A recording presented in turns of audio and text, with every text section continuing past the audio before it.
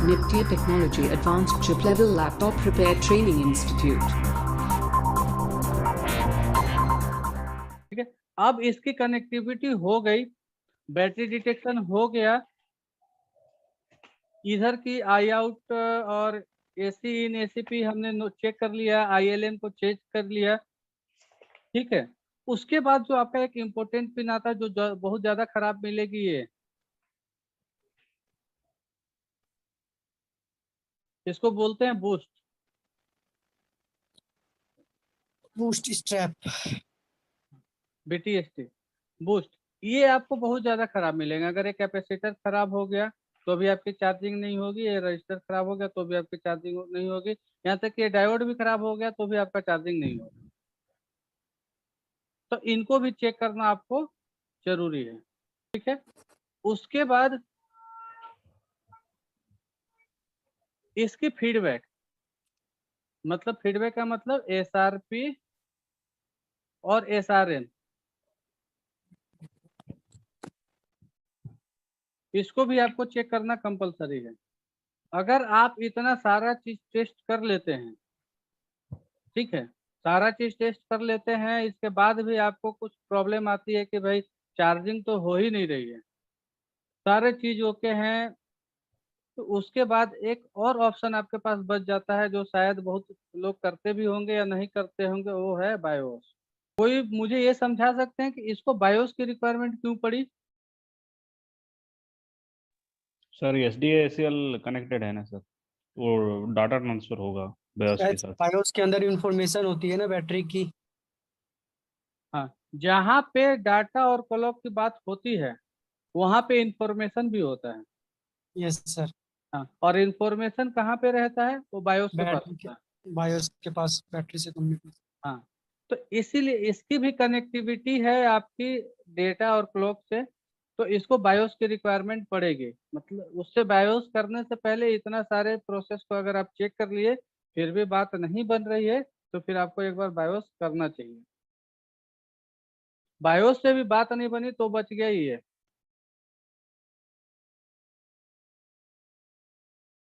इतना complete process होता है एक चार्जिंग सेक्शन के लिए।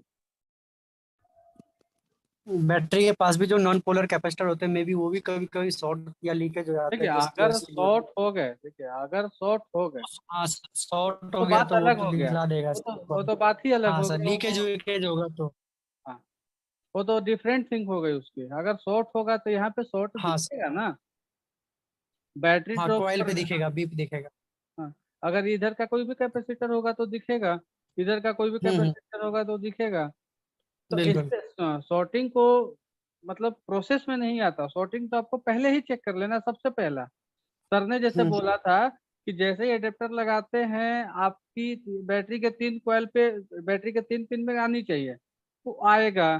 तो उसके आसपास का जो रजिस्टर है, कंपोनेंट है, तो उसको तो आपको टेस्ट करना ही पड़ेगा। लेकिन ये बहुत रेयर होते हैं, लेकिन होता है खराब। इस कैपेसिटर को भी आप लोगों को ध्यान में रखना चाहिए कि एक बार टेस्ट कर लेना जरूरी है। बहुत खराब होती है ये। इतना प्रोसेस, जितना प्रोसेस मैं बताया, इतना सारे प्रोसेस को अगर आप फॉलो करेंगे तो मुझे नहीं लगता है कि आपके टेबल से कोई भी चार्जिंग के सेक्शन का केस वापस जाएगा। आपका सारा का सारा हो ही जाएगा। इसके अलावा कोई एक्स्ट्रा प्रोसेस नहीं है। सर अभी एक परसेंटेज नॉट इंक्रीजिंग आता है ना सर, उसका क्या? हाँ ठीक है, वो एक अलग चीज हो गया। अभी हमारा जो आज का टॉपिक है, आज का टॉपिक है चार्जिंग सेक्शन कि चार्ज, अगर बैटरी चार्ज ही नहीं हो रही है हाँ सर। तो क्या करेंगे? उसके बाद तो प्रॉब्लम बहुत सारे हैं। बैटरी को चार्ज होना, percentage not increase, battery not detected, ठीक है, बैटरी से ऑन होना, एडेप्टर से ऑन नहीं होना, एडेप्टर से ऑन होना, बैटरी से ऑन नहीं होना, दोनों लगाने के बाद भी बैटरी से ऑन होना। प्रॉब्लम तो बहुत तरह के हैं। ये कभी तो कभी लंबा चार्ज होएगा, कभी कभी नहीं होएगा, वो भी प्रॉब्लम हो जाता है। हाँ, कभी होना कभी नहीं होना, ये बहुत सारे चीजें हैं। लेकिन एक दिन में सारा चैप्टर नहीं कवर हो सकता और लंबा टाइम है। चार्जिंग सेक्शन मतलब 8-10 घंटे का क्लास है। डिटेल में उसको समझने के लिए कि आखिर कब किस कंडीशन में क्या होना चाहिए। लेकिन मैंने आपको एक ओवरऑल फंडामेंटल बता दिया कि अगर आपके पास बैटरी नोट चार्जिंग का केस आता है तो आपको इतना चीज में मैंडेटरी हो जाता है चेक करना। इसमें आपके दो प्रॉब्लम तो 100% सॉल्व हो जाएंगे, एक बैटरी डिटेक्शन का भी सॉल्व हो जाएगा और एक बैटरी चार्जिंग का भी सॉल्व हो जाएगा। तो चार्जिंग और बैटरी डिटेक्शन दोनों आपस में एक दूसरे के सपोर्टर है। अगर बैटरी डिटेक्ट नहीं होगा तो भी चार्ज नहीं होगी।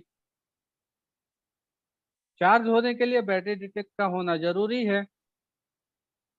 तो पहले तो आपको बैटरी डिटेक्ट का पूरा कॉन्सेप्ट को चेक करना पड़ेगा, उसके बाद चार्जिंग का जो भी रिक्वायरमेंट है उसको फॉलो करना पड़ेगा।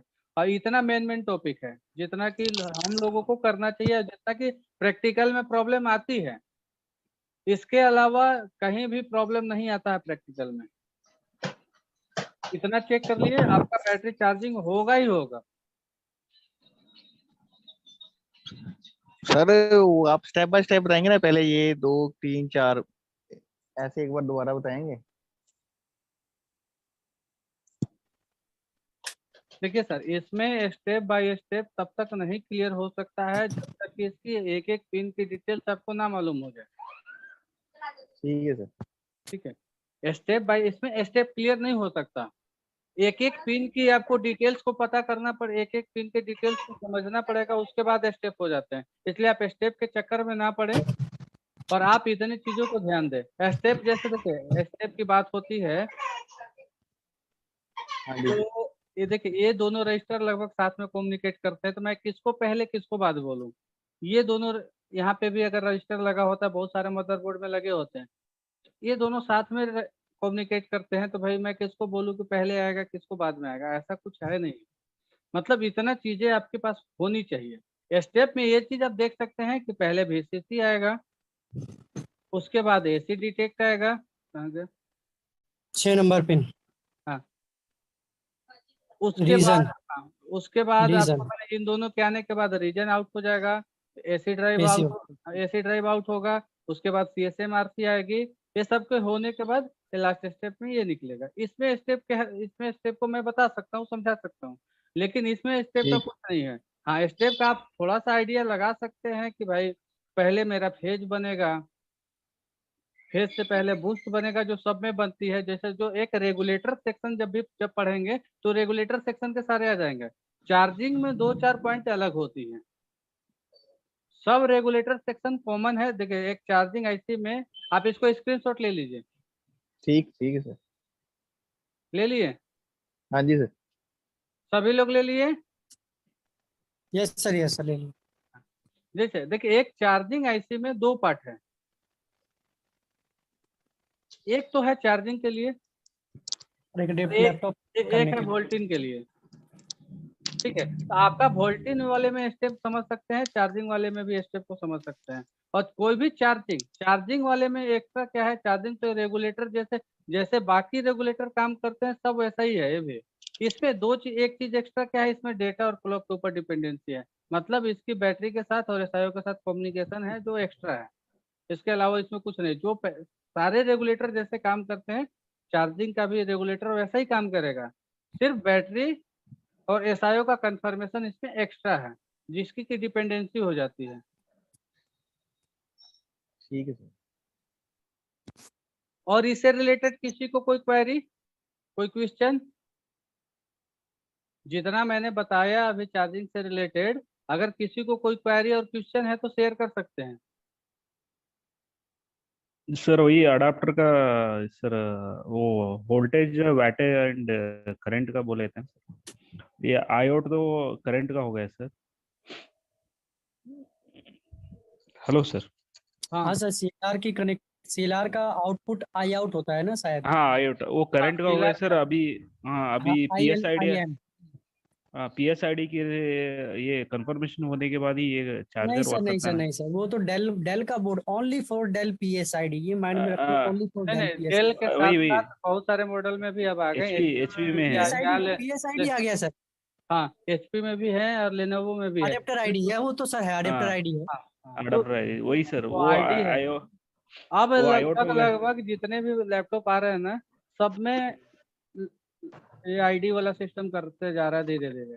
नहीं सर ने तो अभी शायद एसर का खोल रखा है ना, तो एसर में वो आइडेंटिफिकेशन है नहीं वोल्टेज का। अगर किसी भी एसर में भी होती है, बहुत सारे एसर का मॉडल में होता है, तो उसमें क्या अच्छा, करता है इन्होंने, उसमें ये करते क्या है कि एक वोल्टेज डिवाइडर बना लेता है। जैसे यहाँ पे हाँ सर, वोल्टेज डिवाइडर बना हुआ है, और बिल्कुल। इसको जाके कोई पीएसआईडी वाले पिन से कनेक्ट कर देगा। अच्छा अच्छा, ये कोई भी पीएसआईडी वाले पिन से कनेक्ट कर देगा। तो जैसे ही इसको भी इन मिलेगी, ये यहाँ पे नहीं रहेगा, ये ग्राउंड हो जाएगा डायरेक्ट। जैसे ही भी इन मिलेगा, ये एडेप्टर डिटेक्ट बन जाएगा आपका, हम्म। और ये पीएसआईडी एसआईओ तक चली जाएगी, और सी और एम्पियर का चला जाएगा आई आउट के थ्रू, और इसकी रिक्वायरमेंट पूरी हो जाएगी। एक आपको एसी इन मिल ही गया। ये 3 कंफर्मेशन एसआईओ को चाहिए होता है, एक आई आउट की, एक पीएसआईडी की, और एक एसी इन की। ये तीनों इसको मिल रहा है, तो ये बैटरी चार्ज करने के लिए सक्षम है, लेकिन इसकी सेक्शन पूरी ओके होनी चाहिए। इसका सेक्शन ओके होगा तो ही बैटरी को चार्ज करेगा।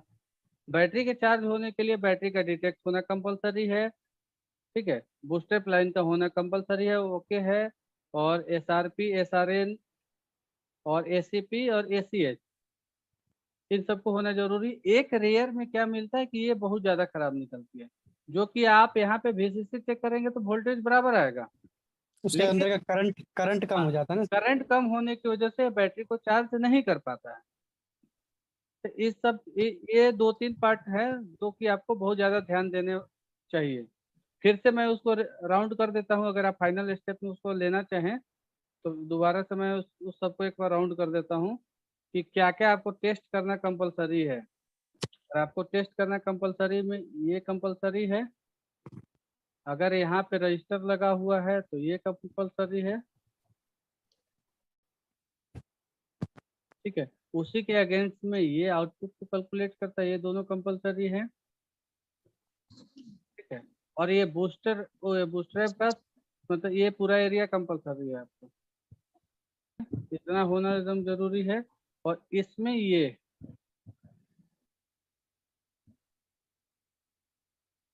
4,